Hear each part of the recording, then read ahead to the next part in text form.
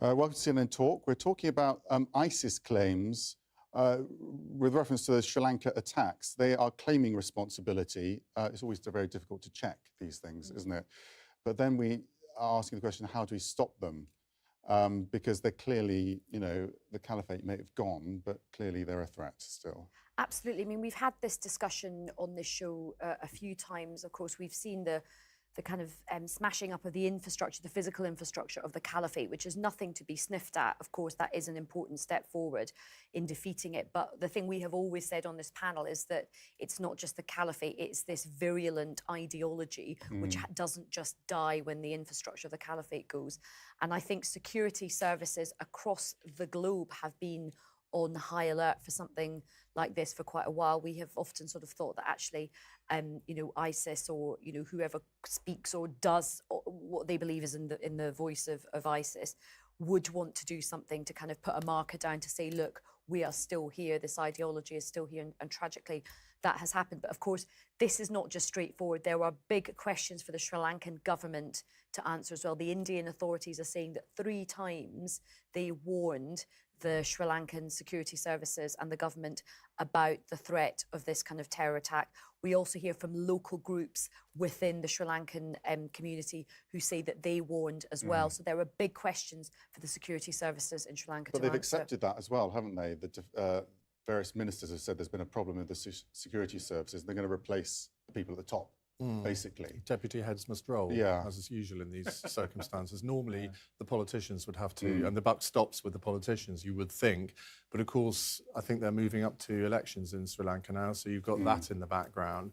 And presumably, the terrorists will have been aware of that, and their purpose was not to just terrorise everyone, but to presumably cause chaos within the Sri Lankan political system, and they've achieved that. Since then, they've got lots of new intelligence, and they're suggesting that there are more people out there armed, potentially armed as well. That's what we're hearing, anyway, from our sources, which is a frightening situation, isn't it? There could be this threat still there. Absolutely, and in a relatively small island state, which of course has been scarred by terror for generations. We all grew up hearing almost nightly on the news of the Tamil Tigers. There's been religious sectarianism across Sri Lanka for a very long time. And what's really alarming is that the Sri Lankan authorities are saying that it's their understanding these attacks, 3 churches attacked on Easter Sunday, 3 other main hotels where tourists stay attacked, a 4th hotel attack foiled, 359 dead is the latest toll. I think that will no doubt go up, 500 injured. This is one of the worst terrorist attacks since 9/11. And the Sri Lankan authorities are saying it was a tit for tat in return for Christchurch, New Zealand, last month. So the caliphate... Oh, that's been contested. The caliphate has gone, but the ideology carries on. I mean, that was what one minister said that, and another minister said yeah, it's that's been planned contested. You don't organise an attack of that complexity within a few weeks. That was a convenient thing maybe for the Sri Lankan government to assume, but I don't think that's And no true. doubt there will be some cheering, there will be people cheering that as a retaliation. And the danger with all of this, again, we have this conversation so often, the great irony is the sort of, neo-Nazi people that did the attacks in Christchurch and these people that did the, attacks on Westerners and Christians, they've actually got the same goals. They want division, they want hatred, they want they want religions and cultures to turn against each other. They want a war, that's what they want. And, being attacked at a church, but like being attacked at a tourist destination, it does spread fear in the way that terrorists... Yeah, and in a way, I'm not sure whether skillful is the right word to use, but the fact that they hit churches and these luxury hotels, they knew they would get Westerners, and they knew they would then attract the attention of the Western media in a way that maybe they wouldn't have done had they not attacked the hotels. The numbers are horrifying, aren't they? Yeah, we're up to 359 now is the grim death toll, and it will no doubt rise, given the number of injuries. Stonewalling.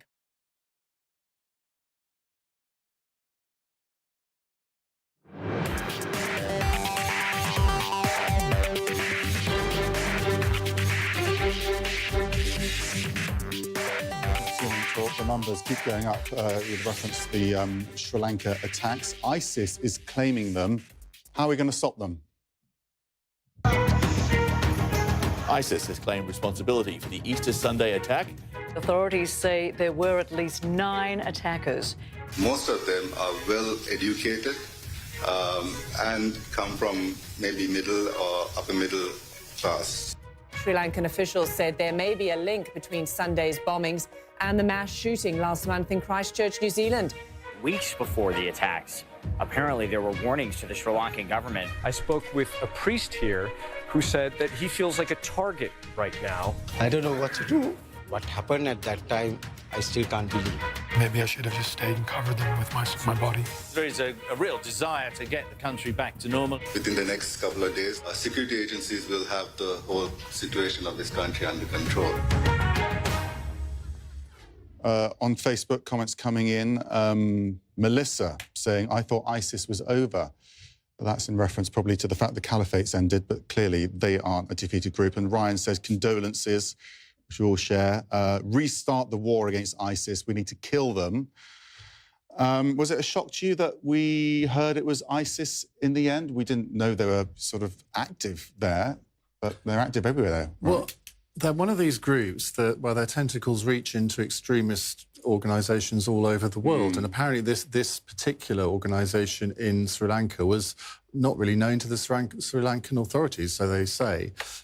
We knew that when they were defeated in Syria, they weren't just going to go away. There were still, and they weren't killed. That's the thing. There were thousands of them have dispersed all over. Well, who knows where they've gone to? We don't know whether any of them went directly to Sri Lanka, but it's a possibility, and those facts will no doubt emerge. The fact is that ISIS, Daesh, whatever we like to call them, you'll never absolutely obliterate them. They will reform in another grouping with another name somewhere. And the fact that they can claim responsibility for an attack like this means that we talk about them. Their name is still in the news.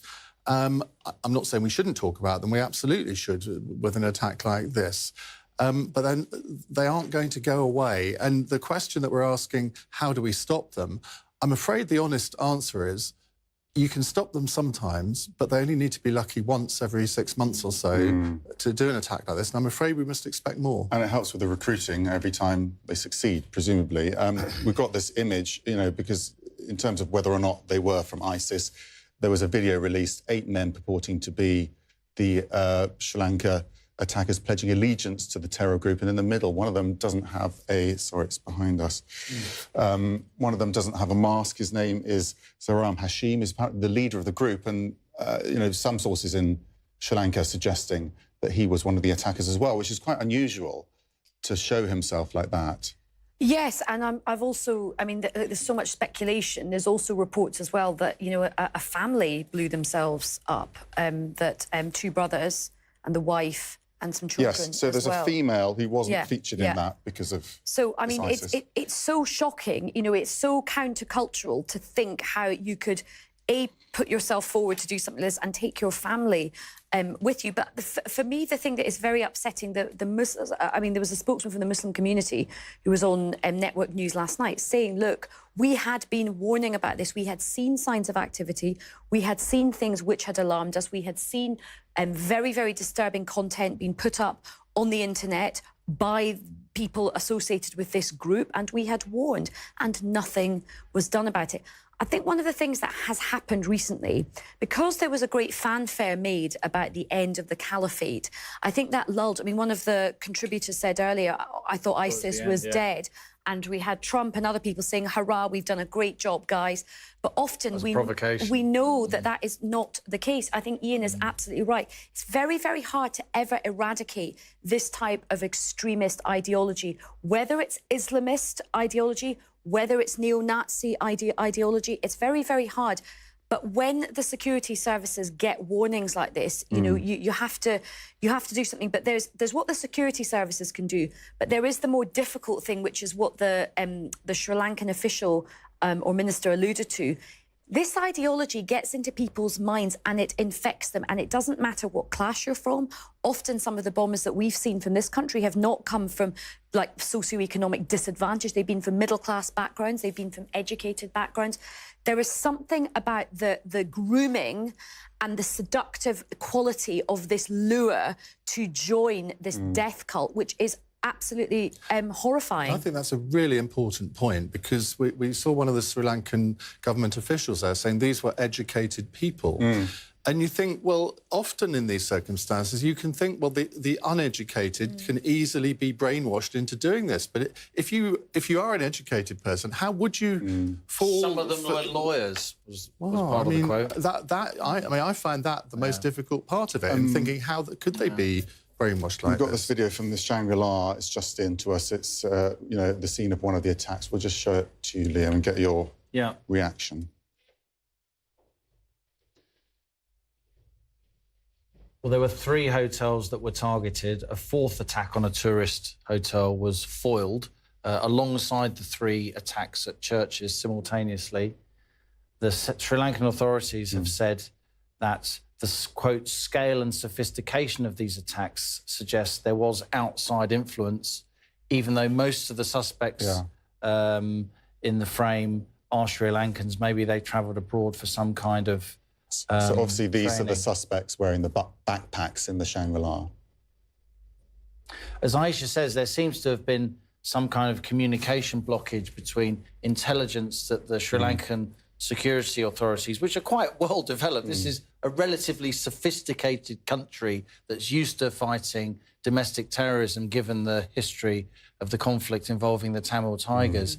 But, you know, even in the most sophisticated countries, even in the US before 9/11, there were very credible reports, and indeed a CIA investigation after 9/11 of intelligence that was held by the security services about impending attacks, not making it through to the political decision makers and scrambling preventative measures. This is an endemic problem. The police have arrested over 60 people. They're detaining 32. We know that one of them is a woman, as Aisha says. We've also heard overnight that 8 of the people killed were British people. We're obviously broadcasting from London, not that their lives are any more important. It's just that we're obviously... the hotel. This is a British panel, and 10 of them were Indians. Ivan Watson's in Negombo. All these intelligence failings, which are really feeding through now, Ivan, obviously making it much more traumatic for all of the families of the victims here. Yeah, you know, this is just such a sad week, Max. I'm standing next to more than 40 freshly dug graves, and the priests here, the mourners, are coming in kind of one by one and burying their loved ones who were murdered in cold blood on Sunday. And this is just one small cemetery. The church down the road, at least 100 people were massacred there, and that's one of 6 targets that were hit. I spoke to the headmistress of a Catholic school who said 8 of her students were killed in the Easter Sunday attack at St. Sebastian Church. I spoke with a man whose 10-year-old daughter was killed while he was outside the church, along with his wife, who was alive, he believes, for a few brief seconds while he held her before she died. He said it took him at least a half hour to find her amid the carnage there. So the communities here are still very much reeling, and they can't even really mourn properly because the security threats are still out there. You can't see from here, but there are soldiers and police with rifles all around here conducting body searches of the mourners as they come in and out. Vehicles are being prohibited from operating in this area freely. And the Catholic priests who are conducting these services, who have themselves lost loved ones, they are urging their congregation to disperse immediately after burials take place, before the bulldozers even come in, for fear that large congregations of people could become a target for what a high-level intelligence source has said the perpetrators were planning a second wave of attacks. So the security situation still precarious. We're hearing controlled detonations taking place in this town of Negombo, several of them, as the authorities blow up suspicious objects. And we've had high-level officials saying they fear that there's still suspects out there running around with explosives. The fallout from the security failure, the fact that the Indian government issued at least 3 warnings to the Sri Lankans in the run-up to the Easter Sunday bombings, including one that was just an hour before the attacks, naming some of the hotels that were targeted and Catholic churches, has led the president now to request the resignation of the defense secretary. That's not the highest level official in the country, in the defense establishment, and the inspector general of the police for neglect of duty. There is a lot of anger among mourning people here that the government didn't do enough to protect them. And we're learning more about the bombers. An advisor to the president saying that a man named Inshan Silahan was the mastermind of this attack, which has been blamed on an organization called National Tawhid Jamaat, which previously had only really been known for defacing Buddhist statues, not carrying out a terrorist wave of suicide bombings this carefully coordinated in 3 different cities across the country on the same day. Even more chilling than the fact that the 9 suicide bombers have been described as financially independent, well-educated, and upper-middle-class Sri Lankans is the fact that one of the suicide bombers is believed to be the wife of this man, Silahan, who detonated explosives, court documents say, in a subsequent police raid on their residence in Colombo. That detonation killed the sister of the suspect as well as 3 police officers, and it indicates that they were prepared and expecting some kind of a police raid in the hours after the initial atrocities that have killed so many people. A final thought, this is just the beginning. There are going to be many, many more funerals here in Sri Lanka in the days ahead. Max. Okay, Ivan, thank you. Carl on Facebook says, make religion illegal. It's the biggest killer in the world, which is it's a difficult sort of comment to read, isn't it, when you see Ivan there amongst the funerals where religion obviously is helping a lot of people in that situation. I push back against that. You know, I'm not a particularly religious person, but religion provides a great comfort to people. And, you know, we want to live in a world where people are free to believe what they want to believe and practice their faith, providing it doesn't, you know, harm or hurt anybody else. That is the tenet of being, you know, moderate. And even if you have no faith, you should allow other people to have. And, you know, I think evil manifests its way in all kinds of things. You know, religion is often used as a tool. Politics can be used as a means for violence as well. But what is so interesting about that report and so chilling is the fact that I don't believe this was just cobbled together after Christchurch. The sheer scale of the planning, the depth of the planning, the strategy about the follow-up. It was very effective. It was incredible. Well, and the fact that all the bombs went off. Yeah. And also, if you have people who are, you know, willing, with a cool head, to make a very calculated strategy and still kill themselves and their children and their family members, it's very, very hard to fight that. Lots of people talking about, you know, upgrading the intelligence systems, the global security system. I mean, we hear this every time. It's interesting that, you know, FBI, I think the UK's offered some help as well in terms of support, intelligence support as well. It's all working really effectively now in Sri Lanka because they're managing to get lots of information in. But it wasn't working at the time, and it's always the case, isn't it? The systems break down. Can we ever fix it? Sri Lanka obviously isn't a member of the Five Eyes, the biggest and most effective security network in the world, with the US and indeed the UK at its heart.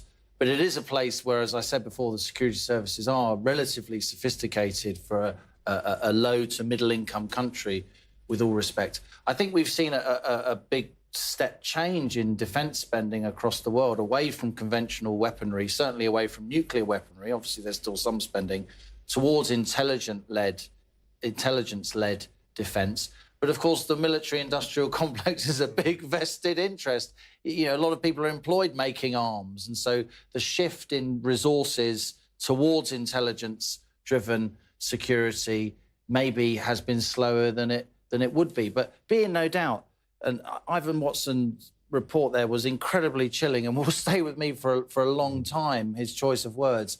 But this spate of terrorism in Sri Lanka will stay with us for a long time. As I said, this is one of the biggest attacks since 9/11. It's up there with Beslan in 2014, where 334 people died. It was 359 here in Sri Lanka, at least, and These going are the up. biggest attacks in terms of fatalities since 9/11.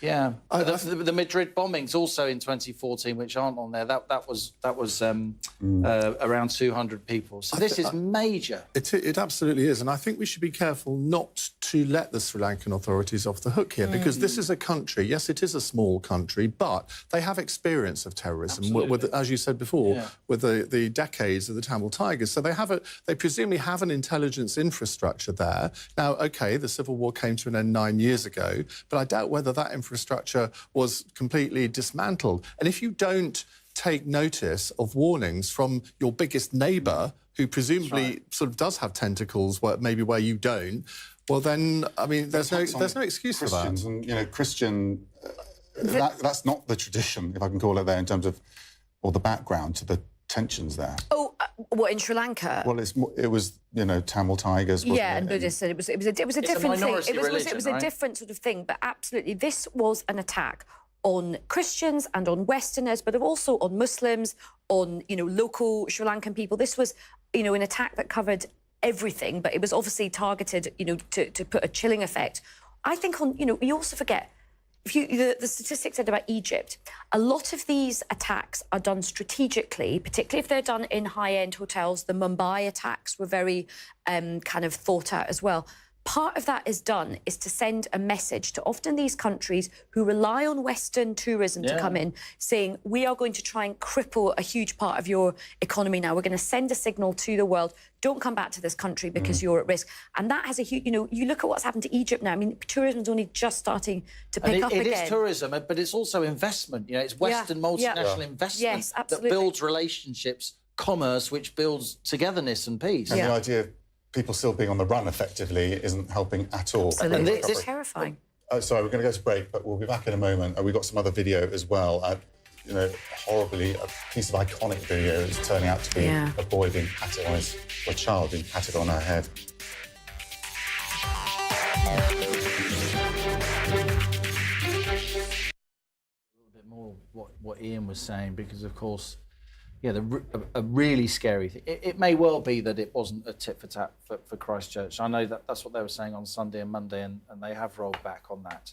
But what's really scary, and you're gaining a little bit of this now in the Sri Lankan press, a lot of which was online, by the way, is that was it the information withheld deliberately, if you like? Was a political decision made somewhere within the apparatus to not pass this information upward? Well, that's one of the theories. Part of the security services themselves been, quotes, captured. Well, one of the theories is there has been a big bust up by two of the top politicians, and I think, was it the president fired one of the other people, like it was another senior person. He then had to be reinstated by the Supreme Court. The Supreme Court said this person has to be reinstated, and some experts in Sri Lanka are saying that this huge political row has possibly had an effect on the sort of effectiveness of how government works and the flow of information. The other thing to point out here is this was obviously a deliberate attack on Christians. Christian persecution throughout the world. The Christians are now the most persecuted religious minority throughout the world, and yet we very rarely discuss it. 900 churches in Nigeria.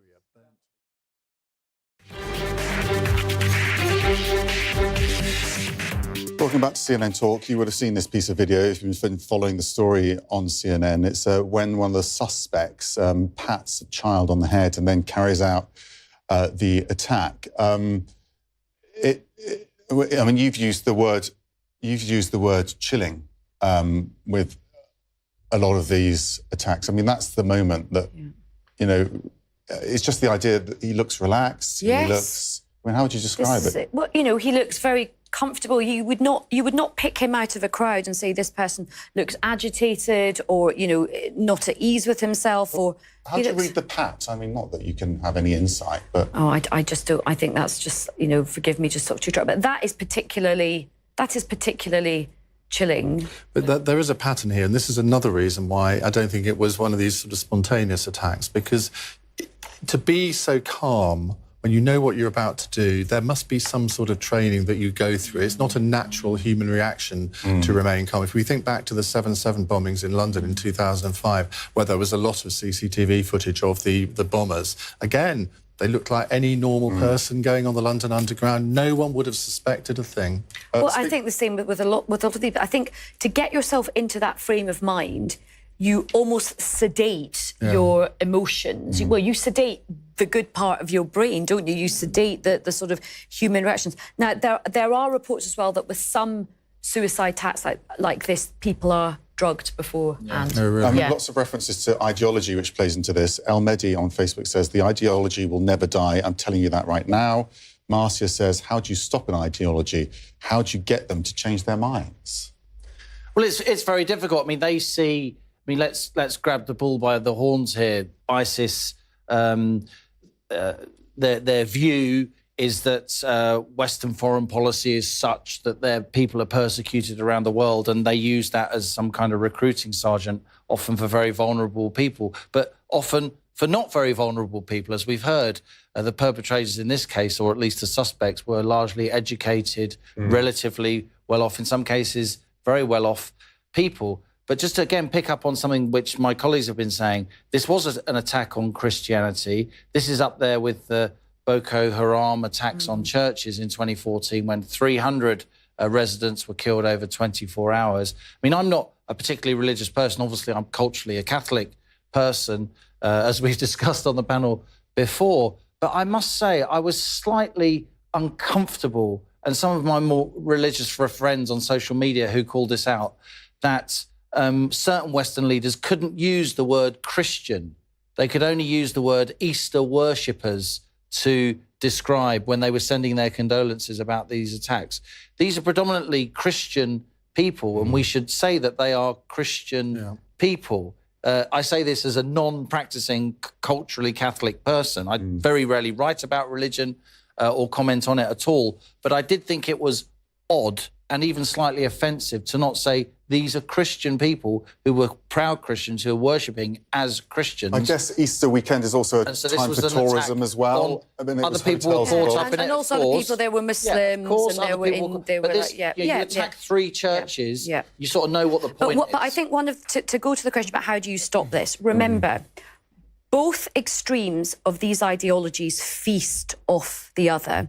The neo-Nazi ideology, which is essentially pivoting into Islamophobia and using Islamophobia as its driving thing and its recruitment tool. You look at the far-right videos on the internet, and they're all going on about Muslimics doing all these bad things.